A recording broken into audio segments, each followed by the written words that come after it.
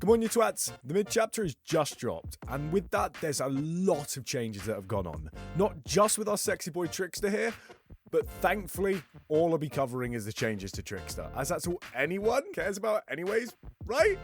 So, the first changes have happened to his power, with the biggest one being the amount of knives needed to get a damage state that have been reduced from 8 to 6.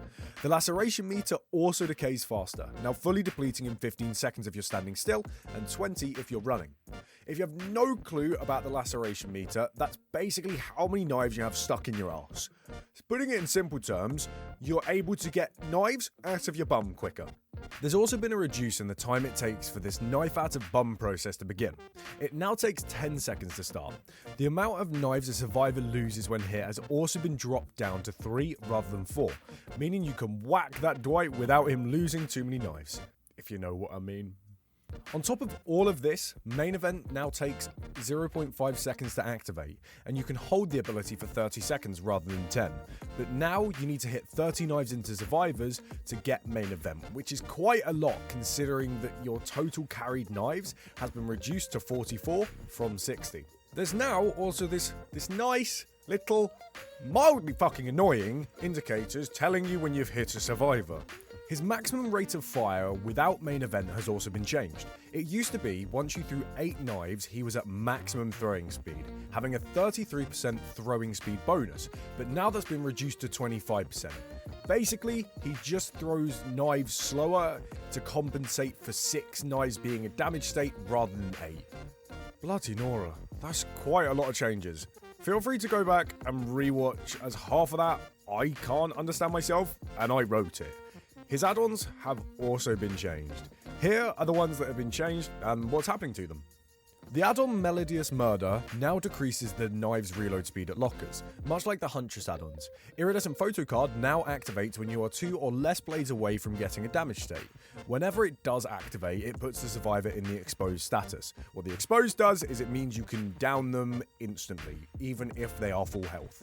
Death Row's compilation now completely refills the Trickster's knives when main event is finished. Lucky Blade and Waiting For You Watch have been changed completely also, now extending main event whenever a blade hits a survivor with the times 0.2 seconds and 0.3 seconds respectively. Fistspin Soda now gets you at maximum throwing speed with 2 knives thrown, so you can get those hits up nice and speedily. Now, time for the perk changes. No Way Out, the one that has been very shite, has now been changed, that it gives a token on each survivor on their first hook.